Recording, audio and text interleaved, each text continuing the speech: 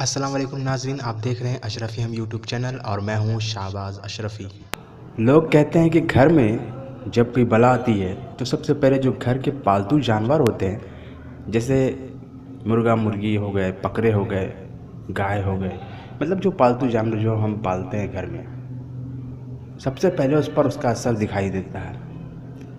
और मैंने आप लोग को पहले बताया कि मैं भी इन हालात से गुज़र चुका हूँ, शैतानी परेशानियों से। तो मेरे केस में तो बहुत कुछ हुआ, बहुत कुछ अजीब व गरीब भी हुआ।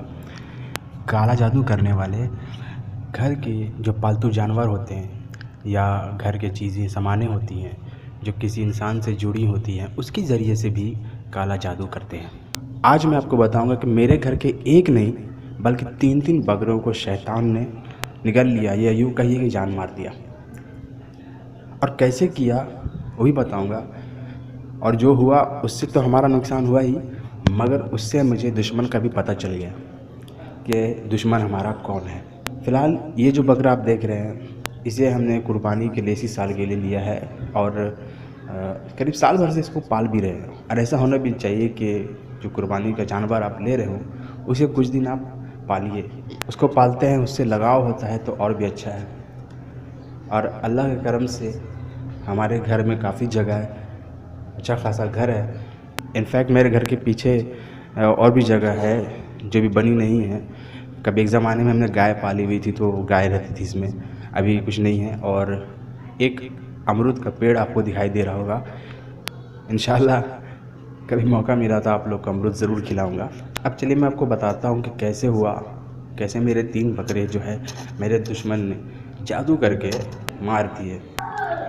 करीब उस वक्त की बात है जब मैं बहुत ज़्यादा परेशान था शैतानों की वजह से। हमारे घर में बड़ी मुसीबत चल रही थी उस वक्त, हालात ठीक नहीं थे। तो हम लोग जो है हमेशा से बकरा वगैरह जो है पाला करते थे, ख़ास करके उसे ईद उल अज़हा के लिए रखते थे कि वक्त आने पर उसे कुर्बान कर देंगे। तो हुआ ऐसा कि आज से 6-7 साल पहले की बात है, हमने एक बकरा लिया हुआ था और वो अच्छा था, खाता पीता था, तंदुरुस्त था। एक दिन क्या हुआ, हमने देखा कि उसकी जो पूँछ है यानी दुम, उसकी पूँछ को किसी ने काट दिया था कैंची से। नोचा नहीं, काट दिया कैंची से।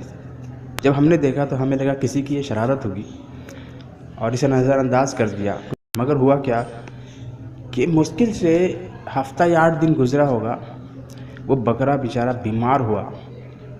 जिस दिन उसकी पूँछ कटी उसके दूसरे दिन से थोड़ा थोड़ा बीमार होता गया और हफ्ते 10 दिन के अंदर तड़प तड़प कर वो मर गया।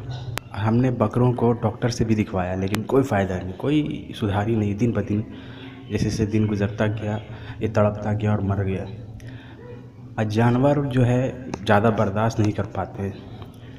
हम इंसान हैं जो कुछ देर, कुछ महीने, कुछ साल तक लड़ सकते हैं, मगर जानवर को ज़्यादा बर्दाश्त नहीं होता। उसके बाद 1 साल 1.5 साल बाद फिर इसी तरह का एक वारदात हमारे घर में हुई। उसकी भी पूँछ काटी गई उसी तरह से।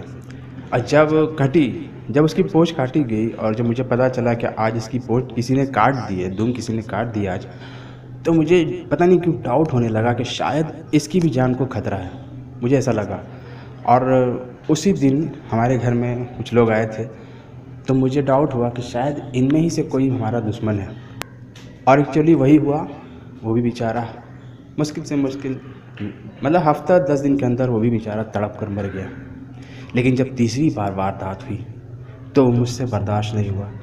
आपने राजस्थानी बकरा तो देखा ही होगा, बकरियां राजस्थानी जो बड़े बड़े कान होते हैं, बड़े खूबसूरत होते हैं, लंबे लंबे होते हैं। वैसी ही एक बकरी हमने पाली हुई थी और उसने एक बच्चा दिया था। उसने जो एक बकरा दिया, बच्चा दिया, तो हमने रखा उसे इरादे से कि चलो साल 1.5 साल बाद ईद उल अज़हा के वक्त में इसे भी कुर्बान कर देंगे। उसे पालने लगे। करीब 2-3 महीने का था वो।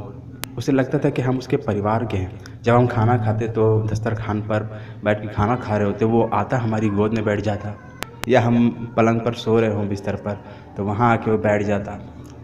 पूरे घर में वो घूमता रहता था और बहुत खूबसूरत था। और जो भी उसे देखता ना बस देखता रहता। इतनी हरकतें वो करता था, इतनी उछल कूद करता था, भाग भाग के हमारे पास आता। बहुत ज़्यादा उससे प्यार था हमें, बहुत ज़्यादा उससे मोहब्बत थी। फिर एक दिन जब हमारा दुश्मन हमारे घर आया तो उसके साथ भी वही हुआ। और जिस दिन वो आया तो सिर्फ वही आया, तो हमें पूरा कंफर्म हो गया था कि यही हमारा दुश्मन है।